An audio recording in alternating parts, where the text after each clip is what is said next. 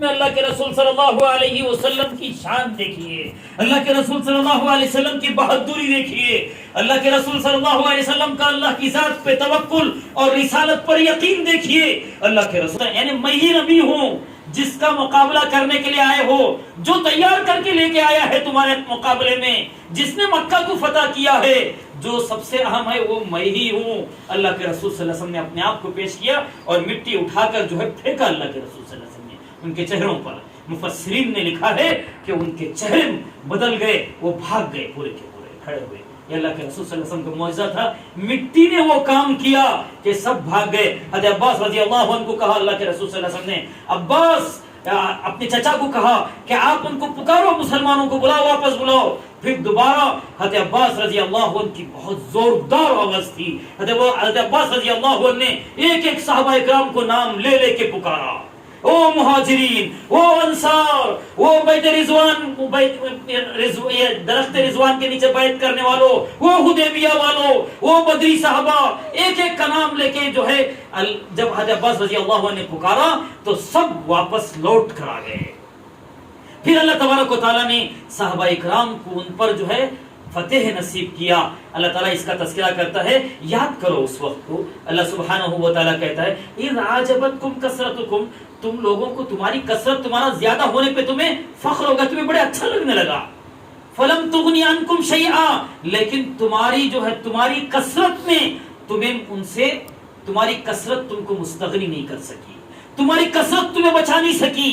وَضَاقَتْ عَلَيْكُمُ الْأَرْضُ بِمَا رَحُبَتْ، اللہ نے کہا زمین اپنی وسعت کے باوجود تمہیں تنگ ہو گئی تھی۔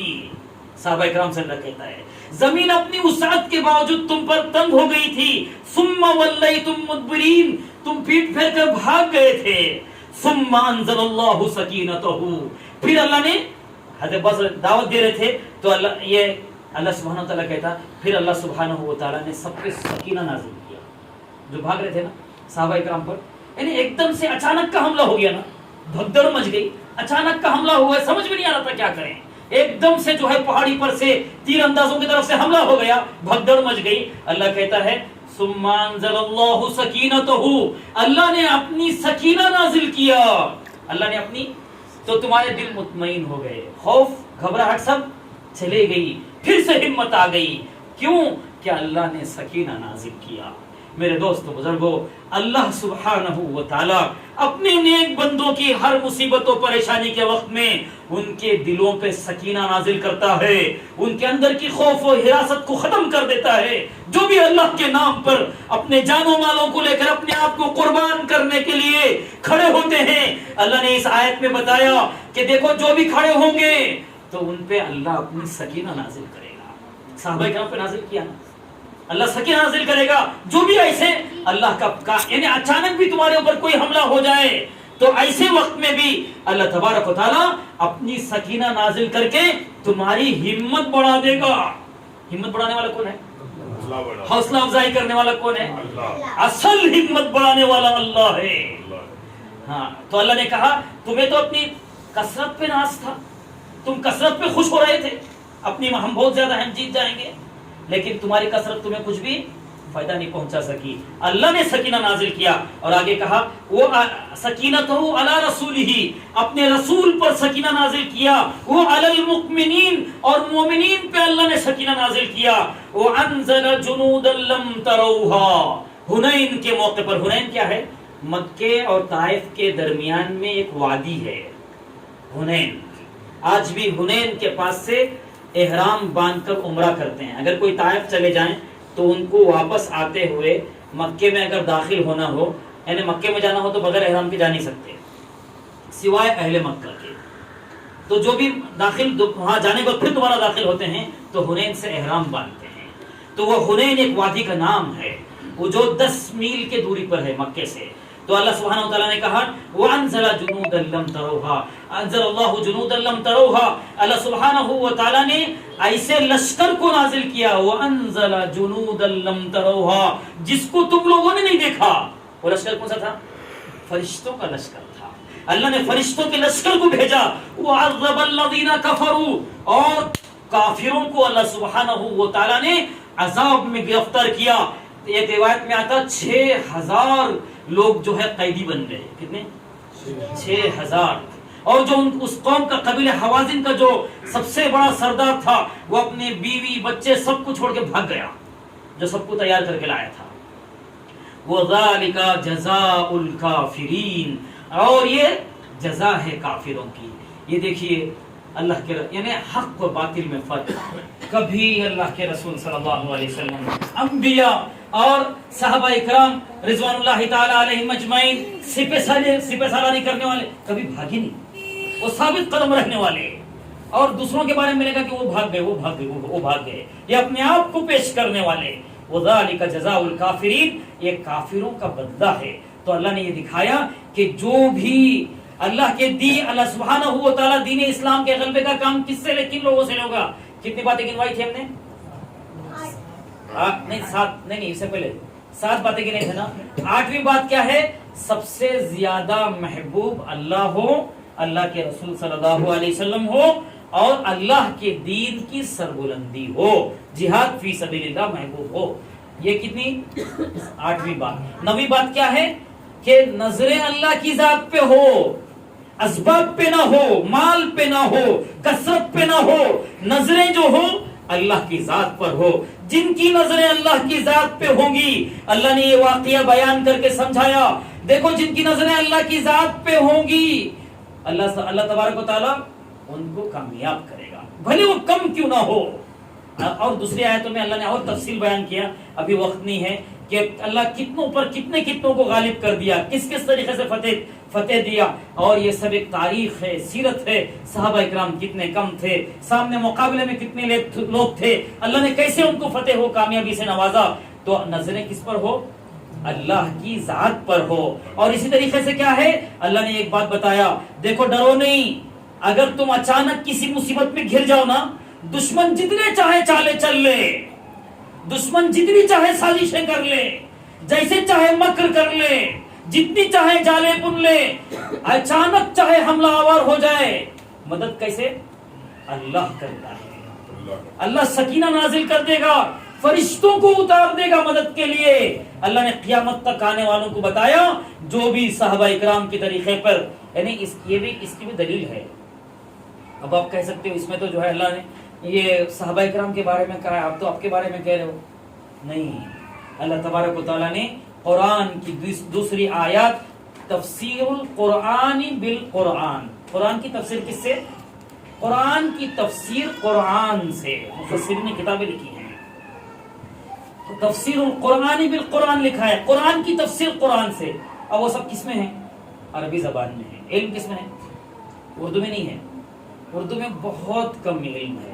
یعنی اہل علم کا کہنا ہے کہ زیادہ سے زیادہ, اب کے جو بڑے اہل علم ہیں ان کا کہنا ہے کہ زیادہ سے زیادہ اسلام و دین کا علم 5% اردو میں منتقل ہوا ہے. سب سے زیادہ عربی سے کسی زبان میں منتقل ہوا تو کس میں ہوا ہے؟ اردو میں ہوا ہے. کس میں؟ عربی کے بعد عربی زبان کا کسی زبان میں سب سے زیادہ منتقل ہوا ہے تو وہ اردو میں ہوا ہے. یعنی اس زمانے میں پہلے کبھی فارسی میں ہوا تھا, اب اس وقت میں اردو تو نہیں ہے نا, سب سے زیادہ اردو میں ہوا ہے, پھر فارسی میں, پھر انگریزی میں, بعد میں آتا انگریزی کا نمبر. تو کتنا ہوا ہے؟ 5%. باقی کس میں علم؟ عربی میں. اور عربی زبان میرے بزرگوں بہت آسان ہے, بہت سہل ہے, بہت آسان ہے. اللہ نے قرآن کا سمجھنا آسان کیا تو قرآن کی زبان کو مشکل کرے گا؟ نہیں, قرآن کی زبان آسان ہے, ہم کوشش نہیں کرتے. قرآن کی زبان ایک لاجیکل زبان ہے, ایک سائنٹیفک زبان ہے. قرآن کی زبان پر, عربک لینگویج پر جب غور کریں گے ایمان بڑھ جائے گا. دوسری زبانوں سے موازنہ کرتے ہوئے ایک انگریزی دیکھو جو انگریزی زبان کا ماہر ہو, عربی کا بھی ماہر ہو, دونوں زبانوں میں جب موازنہ کر کے دیکھیں گے اللہ کی قسم ایمان بڑھ جائے گا. کتنی لاجیکل ہے.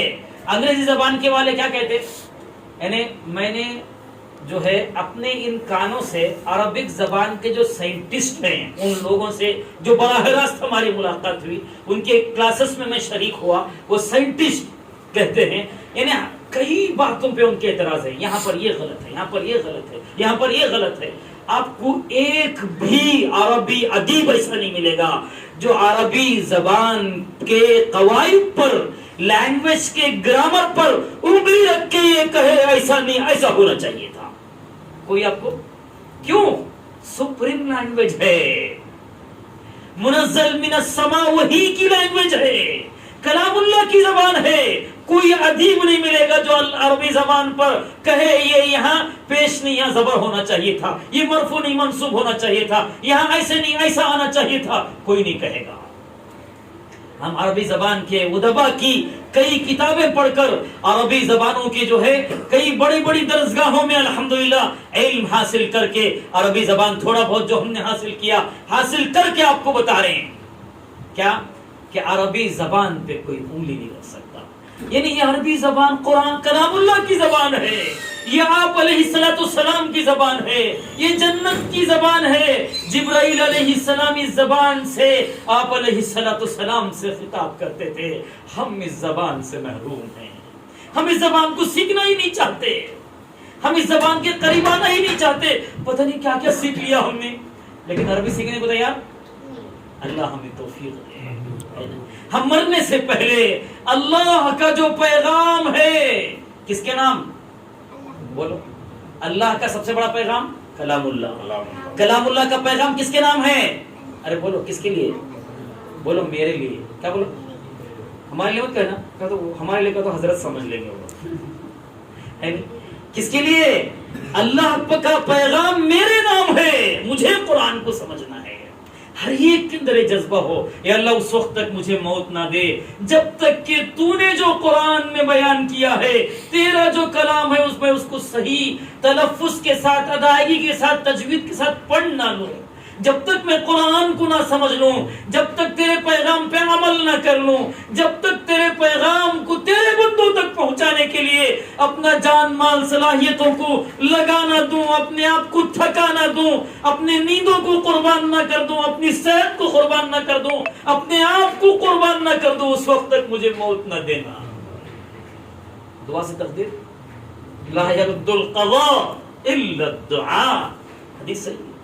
یعنی دعا سے اللہ تقدیر بدل دیتے ہیں. موت آنے والی ہو تو رک جائے گی. قبر میں جا کے کیا کرنا ہے؟ سونا ہی ہے نا. سونے سے بہتر ہے ذرا کچھ کام کر کے چلے جائیں، ہے نہیں؟ بالکل صحیح حدیث سے ثابت ہے. ایک صحابی 1 سال پہلے انتقال ہو گیا، ایک بعد میں انتقال ہو گیا. جو بعد میں انتقال ہو گیا وہ جنت میں پہلے داخل ہو گئے. ہاں، گناہوں کی زندگی، نافرمانیوں کی زندگی سے ایمان والی موت اچھی ہے. ایمان والی اللہ کی نافرمانی کی زندگی گزاریں، اس سے ایمان کامل کے ساتھ موت اچھی ہے. تو بہرحال اللہ نے کہا والسابقون الاولون من المہاجرین والانصار والذین اتبعوہم بإحسان والذین اتبعوہم بإحسان رضی اللہ عنہم ورضوا. جو سب ایمان لانے میں سبقت کیے مہاجرین و انصار، جو بھی ان کی اتباع دل سے کریں گے، صحیح طریقے سے کریں گے، اللہ ان سے راضی ہے، وہ اللہ سے راضی ہیں. جو مدد صحابہ اکرام کے ساتھ ہوئی، اسی کام کو اگر ہم لے کر کھڑے ہو جائیں گے، اللہ کی وہی مددیں اس سے کم پہ آ جائیں گی. اللہ کی وہی مددیں جو صحابہ اکرام کے ساتھ ہوئی، یہ بھی حدیث سے ثابت ہے. ہاں، ابھی اس کا تفصیل میں جانے کا وقت نہیں ہے. اور اللہ نے آگے کہا ثم يتوب الله من بعد ذلك على من يشاء والله غفور رحیم. اور پھر اللہ سبحانہ و تعالی نے یہ اس کے بعد میں جن کی چاہے توبہ کو قبول کرے گا. یعنی جو کافرین تھے، کافر و مشرک جو قید ہو کے آ گئے تھے، پھر توبہ کیے، اسلام قبول کیے، تو اللہ ان کی توبہ کو قبول کر لے گا. واللہ غفور الرحیم. اللہ سبحانہ و تعالی کیا ہے؟ بہت بڑا غفور، بڑا معاف کرنے والا. اللہ معاف کرنے سے کبھی نہیں تھکتا. ما لم یغرغر، جب تک کہ سکرات شروع نہ ہو جائے، سکرات شروع نہ ہو، اس وقت تک توبہ قبول ہوتی رہے گی. اور اللہ تعالیٰ اپنے نافرمانوں کو اچانک پکڑتا ہے. کیسے پکڑتا ہے؟ بعض لوگ کہتے ہیں دیکھو بہت اچھی موت آ گئی، اچانک چلے گئے، بڑے بڑے چلے گئے، کچھ کہانی سنانی. اللہ کے اکثر نیک بندوں کی موت کیسے آئی؟ بیمار ہو کر، ہے تکلیف میں رہ کر، یا اللہ کے راستے میں، ہے. تو کیا اچانک اللہ حفاظت فرما اچانک کی موت سے پناہ مانگی گئی ہے. کیوں؟ تاکہ توبہ کرنے کا موقع مل جائے. تو کیا ہے کہ اللہ سبحانہ و تعالی جو ہے بڑا معاف کرنے والا. تو اللہ کی نافرمانی سے بچیں, توبہ کریں. اللہ اپنے نافرمانوں کو توبہ کرنے کا موقع نہیں دیتا, اچانک اٹھا لیتا ہے. کیسے بولے گا اچانک؟ کیوں؟ نافرمان ہیں. اب ان کو بیمار رکھیں گے تو توبہ کر لیں گے, بیمار کر دیں گے تو توبہ کا موقع مل جائے گا. پھر اللہ تو معاف کرنے والا, توبہ جو کرے گا اللہ معاف کرے گا. اللہ نے طے کر دیا معاف کرنا ہے. اس لیے اللہ تعالیٰ اپنے نافرمانوں کو, دیکھیے فرعون کو اللہ نے کیسے پکڑا, اچانک غرق کر دیا. اور جب سکرات آئی اس وقت میں اس نے ایمان قبول کر لیا. سکرات شروع ہونے کے بعد جب دکھ رہے موت دکھ رہی, اللہ نے کہا اب قبول نہیں. کیوں؟ سکرات شروع ہو گئی. سکرات شروع ہونے سے پہلے توبہ, اسرائیل علیہ السلام انگوٹھے پر ہاتھ رکھنے سے پہلے توبہ قبول ہو جائے گی. اس لیے ہر دن, ہر لمحہ, ہر نماز میں, ہر گھڑی اللہ کے حضور میں اپنے گناہوں سے توبہ کریں. معلوم نہیں موت کب آئے, یہ مختصر زندگی ہے. اسی زندگی پر مرنے کے بعد والی ہمیشہ کی زندگی کا دار مدار ہے. وقت زیادہ ہو گیا, اس لیے وقت زیادہ ہو گیا. میں آپ سبھی حضرات سے معافی کا خواستگار ہوں. یہاں کچھ سیٹنگ وغیرہ میں وقت زیادہ ہونے کی وجہ سے, یہ وقت زیادہ لگ جانے کی وجہ سے جلدی ہم نے ختم کر دیا, یعنی وقت زیادہ لگ گیا, اس لیے معافی چاہتے ہیں. انشاءاللہ آئندہ وقت پر ہوگی, 9:15 بجے انشاءاللہ شروع ہوگی اور 10:15 ساڑھے 10 تک انشاءاللہ تفسیر ختم ہو جائے گی. انشاءاللہ آگے کی تفسیر آیت نمبر 27 تک پہنچے. تفسیر کہاں سے تھی؟ 33 سے. یعنی 33 کی آیت تک پہنچنے کے لیے پیچھے کا سیاق و سبق سمجھنا ضروری ہے. اس لیے سیاق و سبق کے لیے یہاں سے بیان کیا گیا. جو جن آیت تک پہنچنا تھا ابھی وہاں تک ہم پہنچ نہیں پائے. انشاءاللہ اگلے ہفتے پہنچیں گے. آپ لوگ فکر سے آئیں گے انشاءاللہ, فکر سے آئیں اور مطالعہ بھی کر کے آئیں. اب تک اب جو پڑھے نا اس کا 1 ہفتہ ٹائم ہے نہیں. ہاں, قرآن کی آج کل بہت آسان ہے, کتابیں آسانی سے اویلیبل ہو جاتی ہیں, PDF مل جاتا ہے. تو کیا کریں, مطالعہ کر کے آئیں. اور آئندہ جو تفسیر ہونے والی ہے اس کا بھی مطالعہ کر کے آئیں. مطالعہ آگے جو ہونے والی اس کا مطالعہ کر کے آئیں گے تو یہاں آسانی سمجھ میں آئے گا. جو ہو گیا اس کو بھی جا کے پڑھیں, اور جو آگے تفسیر ہوگی اس کو بھی پڑھیں. آیت سورہ توبہ آیت نمبر 27 10واں پارہ یہاں تک ہوا ہے, یعنی آدھے پارے کے سے پہلے صفحے میں ہیں ہم. ٹھیک ہے, یہاں تک ہم پہنچے ہیں.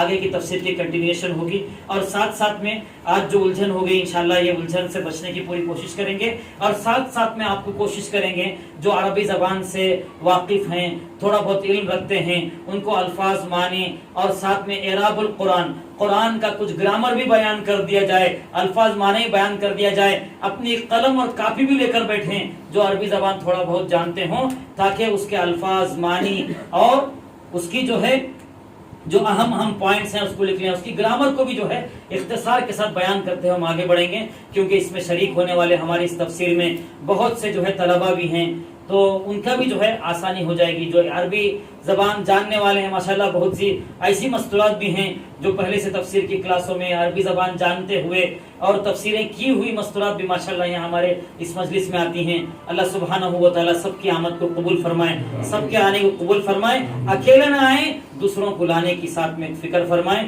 اور کیا ہے, آپ حضرات سے بھی درخواست ہے, 9 بجے 9:15 بجے تفسیر شروع ہوتی ہے. آپ حضرات 9 بجے آ جائیں. جلدی آ جائیں گے تو انشاءاللہ جلدی شروع ہوگی, اس کی فکر فرمائیں. اللہ ہم سب کو عمل کی توفیق عطا فرمائے. آج جو ہے وقت زیادہ ہونے کی وجہ سے انشاءاللہ آج دعا نہیں کریں گے. دعا انشاءاللہ جو ہے اگلے ہفتے رکھیں گے انشاءاللہ. ابھی جتنے بھی آئے ہوئے ہیں سب سے گزارش ہے, درخواست ہے, مؤدبانہ درخواست و گزارش ہے کہ سب کے سب جو ہے اہتمام کے ساتھ کھانا کھا کر جائیں, کھانا کھائے بغیر نہ جائیں. آپ کا اکرام تو اصل اللہ سبحانہ و تعالیٰ کرے گا. یہ وہ مجلس ہے جو ایسی مجالس میں شریک ہوتے ہیں, اللہ تبارک و تعالیٰ ان کو عرش کا ایسا سایہ نصیب کرتا ہے جس سائے کے علاوہ کوئی اور سایہ نہیں ہوگا.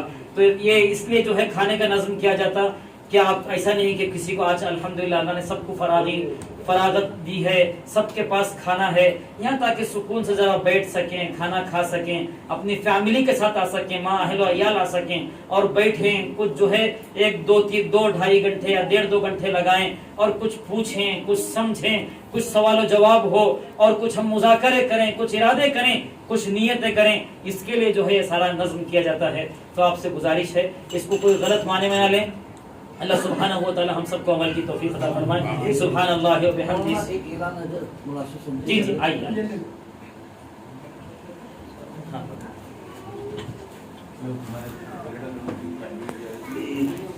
میں خاص طور سے آج اس درس میں شرکت کرنے اور یہاں نماز پڑھنے کے لیے